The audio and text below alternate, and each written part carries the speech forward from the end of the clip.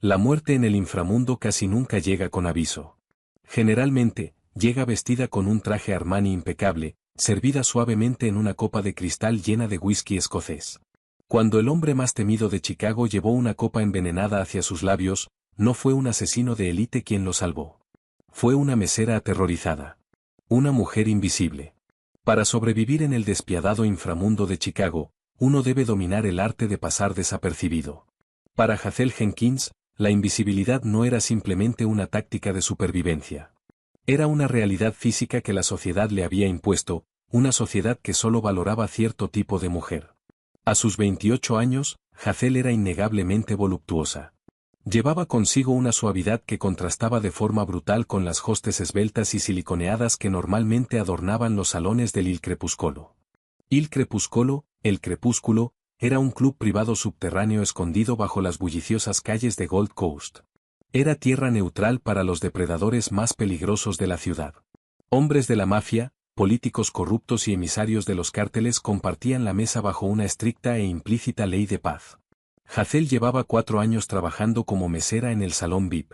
Los hombres que frecuentaban el club jamás la miraban 2 veces. Para ellos, ella era parte del mobiliario de caoba, un mecanismo necesario para traer bistecs y whisky, completamente desprovista de identidad.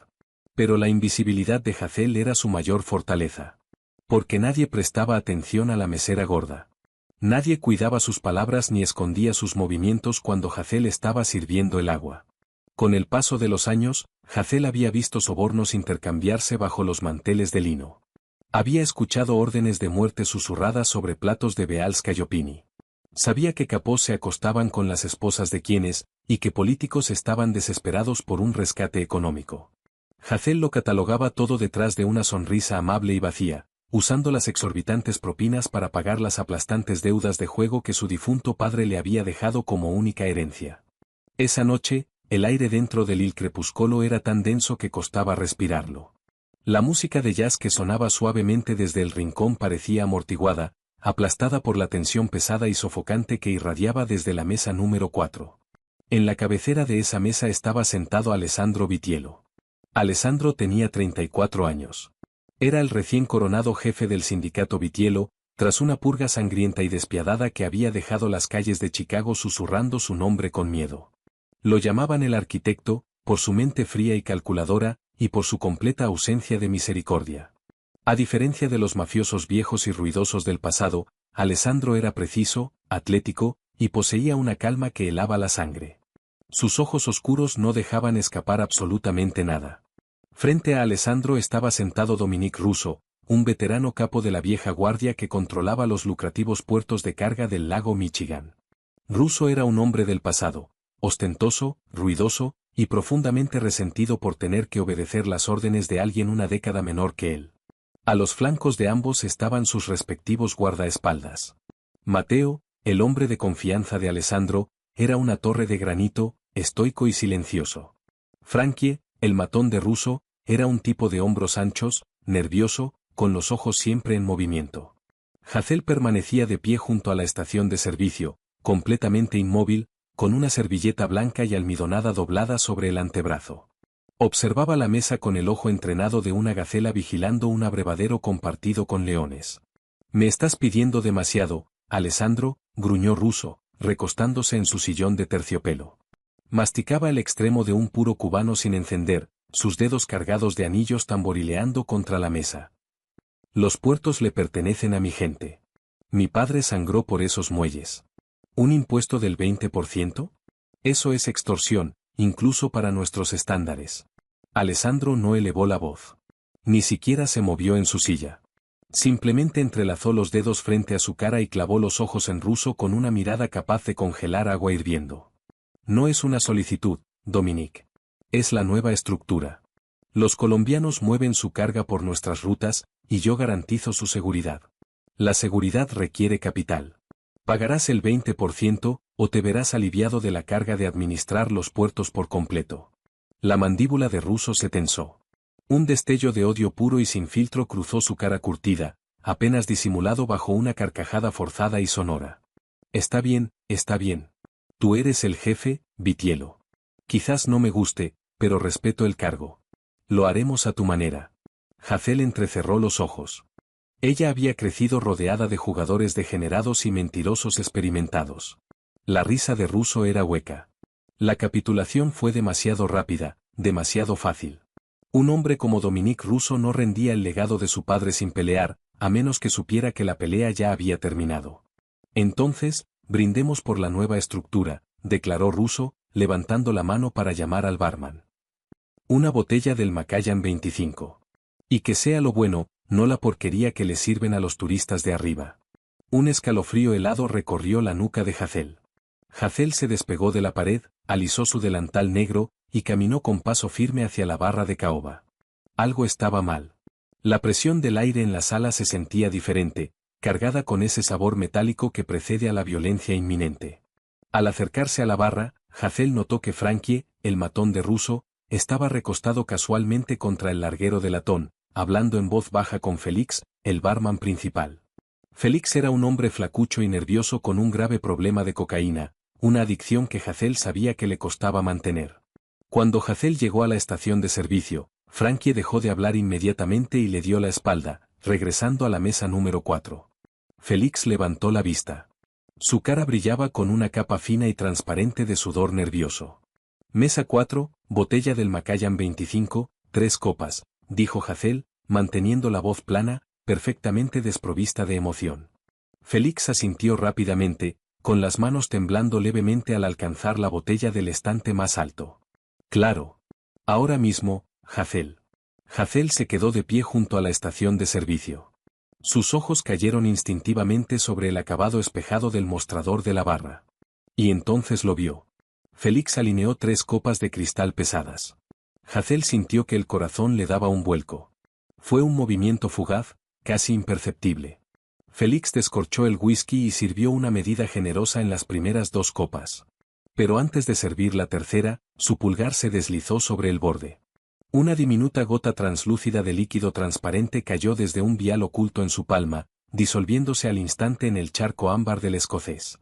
Fue tan rápido, tan ensayado, que cualquier otra persona se lo habría perdido. Pero Hazel no era cualquier persona. Ella era la florista invisible. Y lo veía todo. La sangre de Hazel se convirtió en hielo dentro de sus venas. Veneno. Tenía que serlo. Una bala dentro del Il Crepúsculo desencadenaría una guerra entre familias que quemaría Chicago hasta los cimientos, atrayendo simultáneamente la furia de la comisión y del FBI. Pero un ataque al corazón repentino, una emergencia médica trágica e imprevista que golpeara al joven y estresado jefe de la familia Vitiello, eso era limpio. Eso era negable. Russo heredaría el trono antes del amanecer. Félix colocó las copas sobre la bandeja de plata de Hazel. Las acomodó meticulosamente. La copa envenenada quedó posicionada en el frente derecho, exactamente donde Hazel instintivamente llegaría primero al servir al jefe de la mesa. Llévalas, murmuró Félix, evitando su mirada. Se secó la frente con un trapo de bar. No los hagas esperar.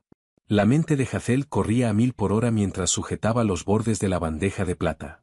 El metal se sentía tan pesado como un yunque. La regla número 1 para sobrevivir en ese mundo retumbaba en sus oídos como un tambor de guerra.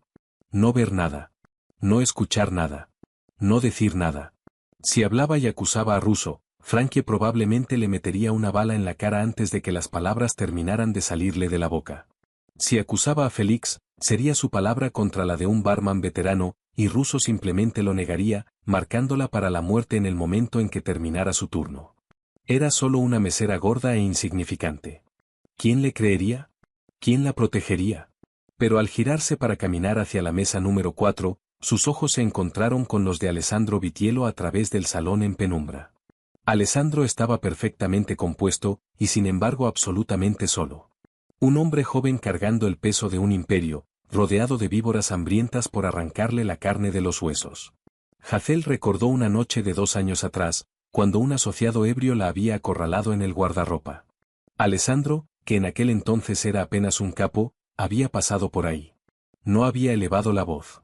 Simplemente había mirado al hombre y había dicho con calma: ella está trabajando. Déjala en paz. Fue la única vez en su vida que un hombre con poder la había visto como un ser humano digno de respeto básico. No podía dejarlo morir. El trayecto desde la barra hasta la mesa duró 15 segundos, pero para Hazel fue como una marcha hacia la silla eléctrica. Su cerebro trabajaba a toda máquina, calculando física, ángulos y psicología humana. El cambio silencioso. Hazel llegó a la mesa número 4. Los hombres enmudecieron. El aire pesado vibraba de anticipación. Russo estaba prácticamente temblando de emoción mal disimulada, sus ojos clavados en la bandeja.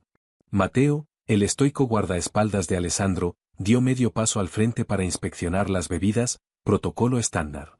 Caballeros, murmuró Hazel suavemente, con la voz apenas por encima de un susurro. Según el protocolo mafioso, el jefe de mayor rango es servido primero. Alessandro. Hazel se colocó a su derecha. Su mano temblorosa se extendió hacia la copa envenenada en el frente derecho de la bandeja. Ahora o nunca. En el instante en que sus dedos rozaron el cristal, Hazel desplazó su peso deliberadamente hacia un lado. Dejó que su cadera chocara con fuerza contra el grueso reposabrazos de madera de la silla de Russo. Oh, discúlpeme, señor, jadeó Hazel, fingiendo un torpe y mortificado tropiezo. El golpe repentino inclinó la pesada bandeja de plata lo suficiente. Russo se echó hacia atrás para evitar el derrame, con los ojos desviándose hacia el costado por un instante de molestia. Cuidado, querida, ladró Russo. En esa fracción singular de segundo, mientras los ojos de Russo miraban hacia otro lado y Mateo daba un paso adelante para estabilizar la mesa, las manos de Hazel se movieron con la velocidad aterradora de una fullera consumada. No dejó caer la bandeja. En cambio, usó el momentum del tropiezo para rotarla suavemente. Su mano izquierda deslizó la copa limpia desde el fondo de la bandeja hacia adelante, colocándola sin interrupciones frente a Alessandro. En el mismo aliento, su mano derecha depositó la copa envenenada directamente sobre el posavasos frente a Dominique Russo. Fue un ballet hermoso y aterrador de prestidigitación. Hazel colocó rápidamente la tercera copa frente a Mateo y retrocedió, inclinando la cabeza en un retrato perfecto de una servidora humillada y torpe. Mis más sinceras disculpas, señor Russo. Perdí el equilibrio. Largo de aquí, gruñó Russo, agitando la mano para alejarla con desprecio. No había visto nada. Era demasiado arrogante, demasiado concentrado en el premio. Pero alguien más se había visto. Hazel retrocedió hasta las sombras de las cortinas de terciopelo, el corazón golpeándole las costillas como un pájaro atrapado. Levantó la vista y se quedó petrificada. Alessandro Vitiello la estaba mirando directamente. No había tocado su copa. Estaba sentado perfectamente inmóvil, sus ojos oscuros clavados en el rostro pálido y sudoroso de Hazel. Alessandro era un hombre que sobrevivía leyendo los detalles microscópicos de una habitación. Había visto en el espejo de la barra el reflejo de Félix secándose la frente empapada de sudor. Había notado la ansiedad antinatural de Russo por brindar. Y sobre todo, había observado a su mesera. Había visto el terror en los ojos de Hazel al acercarse. Había visto el golpe calculado y deliberado de su cadera contra la silla. Había seguido el imposible movimiento fluido de sus manos al intercambiar las bebidas. Cambió la copa. La comprensión golpeó a Alessandro como un puñetazo físico, aunque su rostro permaneció como una máscara de mármol. Esta mujer invisible e insignificante acababa de arriesgar su vida para alterar el tablero de un juego mortal. Bien, dijo Russo, levantando la pesada copa de cristal, completamente ignorante de la pistola cargada que estaba presionando contra sus propios labios. Por la nueva estructura, Alessandro. Que nos traiga a todos exactamente lo que merecemos. Alessandro levantó su propia copa con lentitud y deliberación. Sin romper el contacto visual con Hazel, quien seguía congelada contra la pared con la respiración atascada en la garganta. Exactamente lo que merecemos, Dominique, murmuró Alessandro. El timbre de su voz era oscuro, resonante, y cargado de una finalidad aterradora. Bebieron. Hazel se cubrió la boca con la mano, retrocediendo otro paso hacia la oscuridad. Russo golpeó su copa de vuelta sobre la mesa con una sonrisa satisfecha, relamiéndose los labios. ¿Ahora, sobre los jefes del sindicato? No terminó la frase. Los ojos de Russo se abrieron de repente, desorbitados, saliendo de sus órbitas. El color huyó de su cara, reemplazado por una palidez enfermiza y alarmante. Russo se llevó las manos a la garganta, y un estertor húmedo y ahogado rasgó sus pulmones. Jefe. Frankie, el matón, dio un paso al frente, su mano cayendo hacia la pistolera bajo su chaqueta. Russo intentó ponerse de pie, derribando su pesada silla de roble hacia atrás con un estruendo ensordecedor. Russo se convulsionó, con las manos arañando su pecho, mientras la neurotoxina sintética diseñada para imitar un infarto masivo desgarraba su sistema nervioso. Espuma burbujeaba en las comisuras de su boca. Russo se desplomó sobre la alfombra persa, su cuerpo sacudiéndose violentamente contra el suelo de madera. El caos estalló en el comedor privado. Frankie desenfundó su arma gritando pidiendo ayuda. Los comensales de otras mesas saltaron de sus sillas, volcando mesas, rompiendo cristalería. En medio del pandemonium absoluto, Mateo desenfundó su 1911 personalizado, apuntando directamente al pecho de Frankie. «Suéltala», rugió Mateo por encima del estrépito. «O te pinto las paredes». En medio de los gritos, las armas desenfundadas y el hombre moribundo convulsionándose en el suelo, Alessandro Vitiello no parpadeó. Alessandro no desenfundó su arma. Ni siquiera se puso de pie. Lentamente, colocó su copa a medio terminar sobre la mesa de caoba. Luego, con una calma que helaba la sangre, giró la cabeza para mirar hacia las sombras. Hazel estaba pegada a la pared, temblando violentamente, con las lágrimas del terror puro anegándole los ojos. Hazel había cruzado el Rubicón. Hazel había matado a un capo de la mafia para salvar a un jefe. No había vuelta atrás a su vida tranquila e invisible. Los ojos oscuros de Alessandro ardieron sobre los de ella a través de la penumbra del comedor. Alessandro no la miró con ira. La miró con una claridad profunda y absoluta.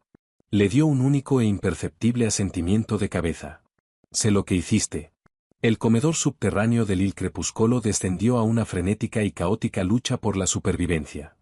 Los gritos resonaron contra los arcos de ladrillo del techo mientras abogados poderosos, concejales corruptos y mafiosos curtidos se dispersaban como ratas huyendo de un barco que se hunde.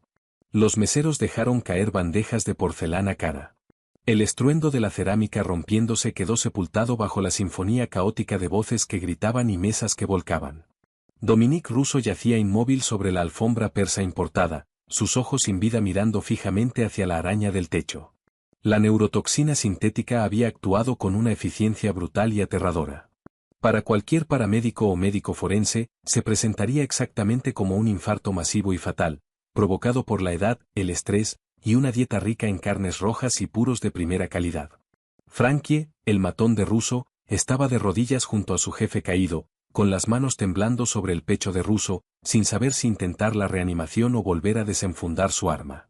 Por encima de él, Mateo se erigía como un monumento tallado en granito, su 1911 personalizado aún apuntando en una línea mortal e inquebrantable hacia el cráneo de Frankie. «Llamen a una ambulancia», ordenó Alessandro Vitiello. Su voz no era alta, pero cortó el pandemonium como una navaja de afeitar. Alessandro giró su mirada oscura e ilegible hacia los comensales que se habían congelado en las puertas del salón. «Dominique ha sufrido una emergencia médica. Denle al hombre su dignidad. Despejen la sala». Hazel Jenkins no esperó una segunda invitación. El corazón le golpeaba las costillas como un pájaro frenético atrapado en una jaula. La bandeja de plata se le resbaló de los dedos temblorosos, cayendo ruidosamente contra el suelo de madera, pero nadie se dio cuenta. Hazel era, una vez más, completamente invisible.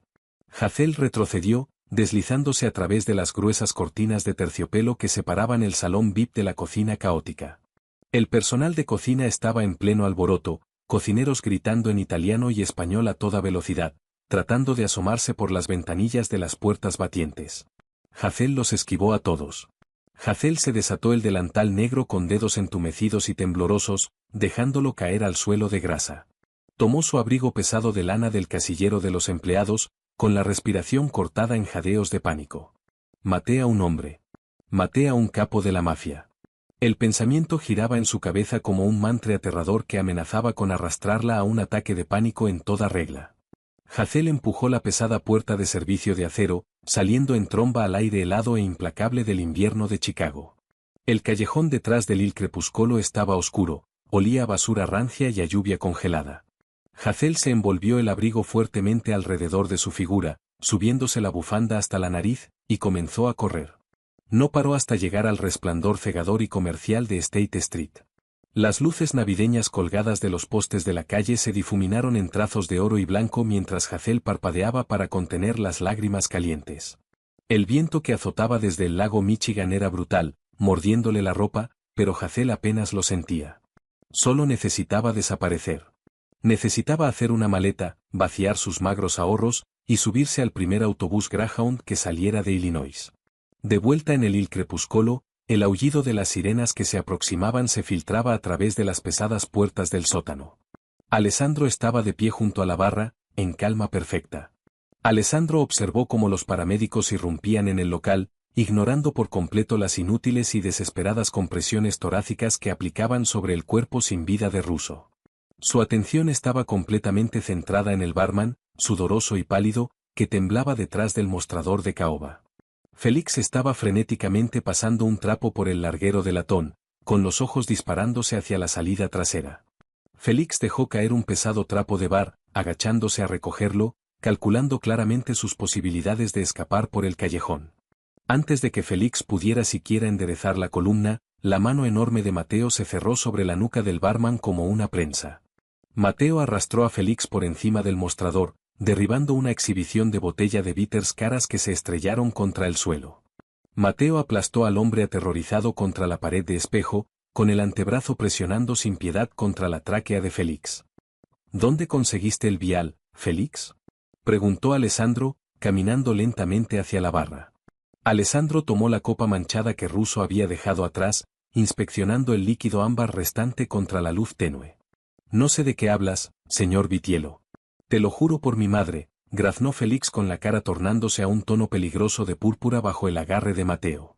Tu madre falleció hace 3 años en el Northwestern Memorial, respondió Alessandro con fluidez, dando un paso directamente al espacio personal de Félix. El aire alrededor del jefe de la mafia vibraba con una intención letal. Y le debes $80.000 al cártel Jiménez por tu adicción a la cocaína. Una deuda que imagino fue perdonada recientemente a cambio de deslizar un cardiotóxico en mi Macallan. Los ojos de Félix se abrieron de par en par con un terror puro y absoluto. No fue solo el cártel, sollozó Félix, derrumbándose al instante bajo la presión. Tenían a alguien por dentro. Fue Frankie. Frankie me pagó. Quería deshacerse de Russo, y quería inculparte a ti para que la comisión le entregara los puertos. No tuve elección. Alessandro, por favor. El rostro de Alessandro permaneció completamente impasible. La traición era una apuesta calculada, un golpe de poder por parte de un subordinado ambicioso. Frankie había sacrificado a su propio jefe para robar el trono. Mateo, murmuró Alessandro con calma, dándole la espalda al barman que lloraba. Lleva a Félix al almacén del sur. Tengan una larga conversación con él. Averigüen exactamente con quiénes más ha estado hablando Frankie. Y luego asegúrense de que Félix nunca mezcle otro trago. Sí, jefe, gruñó Mateo, arrastrando al hombre sollozante hacia el muelle de carga privado. Alessandro salió del club, ignorando las luces rojas y azules intermitentes de los coches patrulla que bloqueaban la calle. Su chofer ya había llevado el blindado Cadillac Escalade negro hasta la acera, pero Alessandro no subió de inmediato. Alessandro miró calle abajo, su mente reproduciendo el ballet aterrador y hermoso de la mesera gorda que le había salvado la vida. La sociedad la llamaría torpe. La sociedad la llamaría blanda, invisible e insignificante. Sin embargo, en una sala llena de asesinos endurecidos, ella era la única que había demostrado la conciencia situacional de un táctico maestro y el valor bruto e incondicional de un soldado. Alessandro sacó el teléfono del bolsillo de su sobretodo a medida. Encuentren a la mesera, ordenó a su equipo de seguridad. Hazel Jenkins. Síganla. No la pierdan de vista. Tráiganla al St. Regis. A 4 kilómetros de distancia, Hazel caminaba a paso acelerado por Rush Street. La fachada iluminada del Hotel Drake proyectaba largas sombras sobre el pavimento helado. Hazel sentía los pulmones ardiendo con el esfuerzo. Se giró a mirar por encima del hombro por 20ª vez, convencida de ver hombres con trajes impecables salir de cada sombra.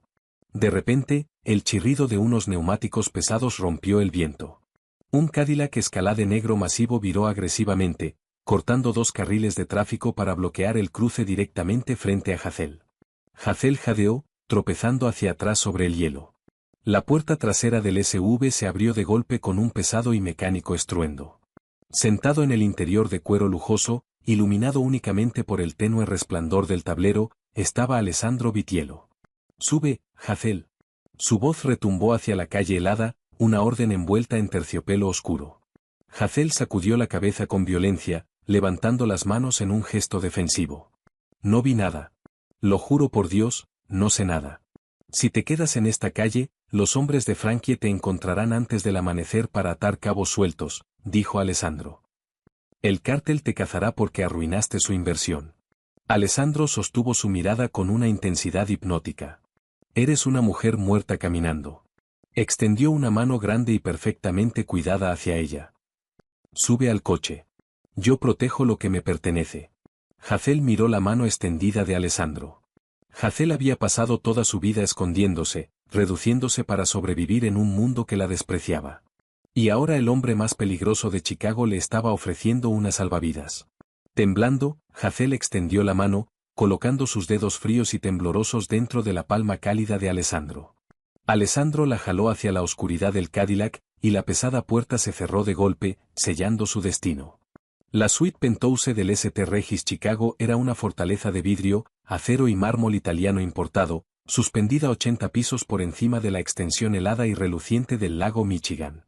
Hazel estaba completamente inmóvil en el centro del enorme salón, sintiéndose como un perro callejero embarrado que hubiera entrado accidentalmente a un museo de arte. Alessandro se había quitado el sobretodo y la chaqueta del traje, quedando en una camisa de vestir gris carbón con las mangas enrolladas, dejando al descubierto unos antebrazos de músculo tenso y una tenue red de cicatrices antiguas y desvanecidas. Alessandro sirvió 2 vasos de agua mineral en el minibar, pasándole uno a Hazel. Bebe, instruyó con suavidad, aunque la autoridad en su tono permanecía intacta. Estás en estado de shock. Hazel tomó el vaso, con las manos temblando tan violentamente que el hielo tintineó ruidosamente contra el cristal. Dio un sorbo. El agua fría la ancló ligeramente a la realidad. ¿Me va a matar?, susurró Hazel, con la voz quebrándose bajo la tensión inmensa. Alessandro hizo una pausa. Alessandro la miró, no con la mirada depredadora de un mafioso, sino con una curiosidad genuina y profunda. ¿Matarte, Hazel? Me salvaste la vida esta noche. ¿Por qué ejecutaría a mi salvadora? Porque soy un problema, dijo Hazel de golpe, la brutal verdad honesta del inframundo derramándose de sus labios. Soy un testigo. Usted sabe que yo sé que Frankie envenenó la copa. Sé que Russo fue asesinado. En su mundo, la gente como yo no sobrevive solo porque hizo algo bueno. Nos entierran en los cimientos de los nuevos casinos. Una sonrisa lenta y devastadoramente atractiva se dibujó en la comisura de la boca de Alessandro. Eres increíblemente observadora. Te escudes detrás de tu delantal y tu silencio, pero lo ves todo, ¿verdad? Alessandro se acercó un paso, invadiendo su espacio personal. El aliento de Hazel se atascó en la garganta. Hazel intentó instintivamente dar un paso atrás, dolorosamente consciente de su talla, su cabello desordenado y la tela barata y poco favorecedora de su ropa en comparación con la elegancia aterradora de Alessandro. Pero Alessandro extendió la mano con suavidad y firmeza, sujetando la cadera de Hazel, deteniendo su retirada. ¿Por qué lo hiciste?, preguntó Alessandro, bajando la voz una octava hasta volverse increíblemente suave, casi íntima. Podías haberte alejado. Podías haberme dejado beber el veneno, y Russo habría dejado una propina de $100 sobre mi cadáver. ¿Por qué arriesgar tu vida por un monstruo como yo? Hazel levantó los ojos hacia los de Alessandro, sin encontrar juicio en ellos, solo una inteligencia feroz y ardiente que veía directamente a través de todas sus defensas. Hace 2 años, susurró Hazel, con las mejillas encendiéndose de un carmesí profundo y avergonzado. En el guardarropa, un tipo llamado Stasi me acorraló. Me puso las manos encima. A nadie le importó. Todos se reían. Pero usted pasó por ahí. Le dijo que me dejara en paz. Me miró como si fuera un ser humano. Alessandro la miró fijamente, genuinamente sorprendido. Alessandro recordaba el incidente vagamente, una corrección menor a un asociado que carecía de disciplina. Para él había sido respeto básico. Para Hazel había sido un acto monumental de misericordia. Arriesgaste una bala en la cabeza por un momento de decencia básica, murmuró Alessandro, su pulgar trazando suavemente la curva de su cadera a través del abrigo de lana. Alessandro no se alejó de su suavidad. Se ancló a ella. Pago mis deudas, señor Vitiello, dijo Hazel suavemente, levantando la barbilla con un orgullo repentino y desafiante. Alessandro, la corrigió Alessandro, su mirada cayendo brevemente hacia sus labios antes de volver a sus ojos. Y tú no me debes nada. De hecho, La balanza está pesadamente inclinada a tu favor. Alessandro hizo una pausa. Félix confesó. Lo compró Frankie, usando el dinero del cártel. Mañana, la familia Vitiello entra en guerra para purgar a los traidores. Será sangriento. Chicago arderá. Hazel se estremeció mientras la realidad de la violencia inminente se asentaba sobre ella. ¿Qué me pasa a mí?